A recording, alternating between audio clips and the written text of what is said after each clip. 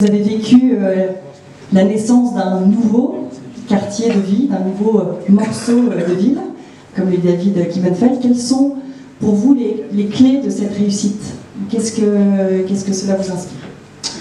Alors m'inspire, et je ne crois pas que moi, David vient de dire, a déjà amené beaucoup d'éléments. Moi je voudrais dire, je vais parler bien sûr en tant que maire de Lyon que je suis aujourd'hui, mais j'ai envie de vous parler aussi en tant qu'adjoint, ancien adjoint à la culture pendant les 10 dernières années qui sont passées. Alors, moi je voudrais juste insister sur un fait important. David vient de le dire, c'est un patrimoine. C'est une histoire qui a existé dans ce quartier, qu'on a un peu oublié. C'était devenu un peu un non-lieu. Quand je pense à mes années passées, on ne venait pas trop par ici parce que ce n'était pas identifié. Donc un patrimoine, c'est du bâti, c'est une histoire passée, c'est aussi l'eau, le rapport à l'eau. Et il faut bien sûr saluer VNF qui a permis de repenser, là encore, le rapport à l'eau. Et c'est donc un désir.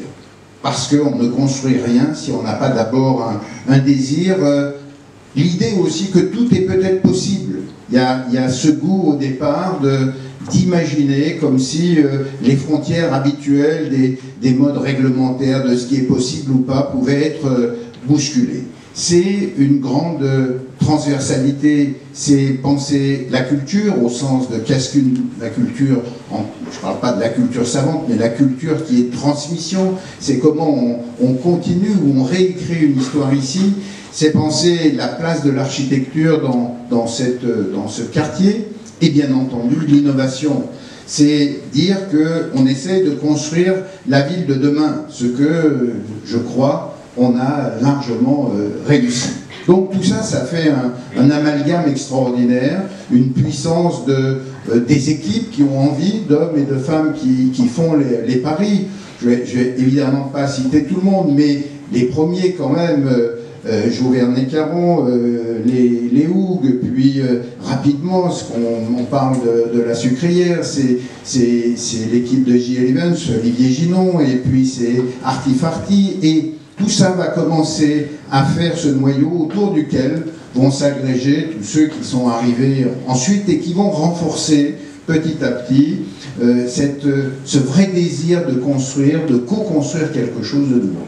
Les grands noms de l'architecture sont venus, donnent cette mosaïque à ce quartier qui peut décoiffer parfois le visiteur, mais qui montre que ce n'est pas juste des juxtapositions, qu'il y a une vision volontariste pour donner une signature à ce quartier. Je crois que ce qui, pour moi, est important, c'est, vous savez bien que j'ai plaidé beaucoup pour que la politique culturelle de cette ville, dans les politiques publiques, ne soit pas une politique à part. Elle est aux côtés de l'architecture, aux côtés de l'urbanisme, aux côtés de la mobilité, aux côtés de l'économie. Elle est au cœur de tout ce que l'on peut imaginer. Et je crois que c'est cela qu'on doit continuer d'impulser. C'est sûrement la marque de fabrique de ce quartier. À nous de le poursuivre, de le renforcer. C'est un nouvel héritage. On est en train de construire, vous voyez, il y avait une réunion hier autour de l'avenir du patrimoine dans les villes. Et bien je crois qu'ici nous construisons ce qui sera patrimoine dans 50, dans 100 ans. Et c'est une idée du patrimoine n'est pas une idée figée. C'est comment on trouve à nouveau, en fonction des époques, une nouvelle destination, de nouveaux usages à ce qui a été construit. Et c'est de Meuron qui dit qu'il faut construire la ville, reconstruire la ville sur la ville, mais lui, il dit bien que c'est reconstruire, pas sur le non-bâti. Le vrai pari, c'est de construire, reconstruire sur le bâti. Je crois qu'ici, c'est ce qui se fait. Et encore une fois, ces innovations qui sont en marche, qui donnent envie à d'autres acteurs de penser de nouvelles innovations, aussi bien technologiques qu'architecturales, que de manière de vivre un quartier, sont ici en œuvre. Et moi, je suis évidemment très ravi, et à nous de continuer tous ensemble. J'ai juste une autre petite question. Est-ce qu'il y a d'autres quartiers aujourd'hui qui ont réussi ce pari ou sont en passe de réussir ce pari de devenir un véritable lieu de vie, comme vous venez de l'expliquer? Oui, c'est le thème qu'on a pris. C'est qu'on travaille sur la refonte de la part Dieu. C'était typiquement un lieu, un hub au cœur de la ville, au cœur, je dirais même, des croisements des voies européennes. C'est bien d'en faire un quartier où il ferait bon vivre, où on retrouverait, pas seulement, je l'ai déjà dit, où on aurait envie de traverser les 500 000 personnes qui traversent, se mettre en apnée pour oublier ce passage. Eh bien, nous, on veut, et c'est là aussi ce travail de bientôt 10 ans, repenser complètement ce quartier pour qu'il soit aussi un quartier à vivre, avec des gens qui y habitent, des gens qui viennent boire, manger, la place, bien entendu, de la nature, qui est ici naturellement très forte, mais aussi que nous voulons mettre à la part Dieu. C'est des bâtiments, c'est des architectures, c'est des nouvelles fonctions, c'est aussi des lieux culturels au cours desquels nous allons agréger toute cette vie. L'auditorium et la bibliothèque sont des puissants moteurs pour donner aussi une nouvelle vie à cet autre quartier, mais on pourrait citer évidemment Gerland, avec tout ce qui est en train de se faire autour de la vie, le rapport à la nature, du rapport au sport, mais aussi de la place des entreprises.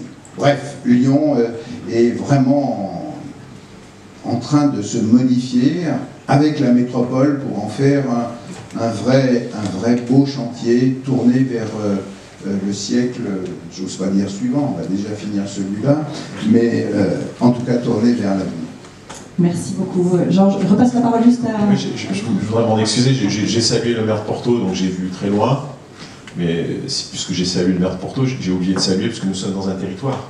Donc je voudrais saluer le maire du 2e arrondissement, Denis Broliquier, qui est là, les élus du second, en particulier Roland Bernard, le député Thomas Rudigoz, Michel Lefaou, qui est en charge de ces questions d'urbanisme et qui est très présent sur ces dossiers, dont j'ai parlé de la part Dieu, de la confiance. Je voudrais saluer Madame la sénatrice Michel Bien et Madame Florence Vernet-Caron, qui représente le président de la région, Roland Wauquiez. C'est Roland Bernard, Laurent Wauquiez, vous avez compris, Laurent Wauquiez.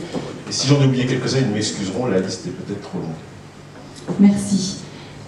Monsieur Thierry Guimbaud, vous êtes directeur général de la BNF, des Voies navigables de France. Qu'est-ce que j'ai envie de... que diriez-vous peut-être de revenir sur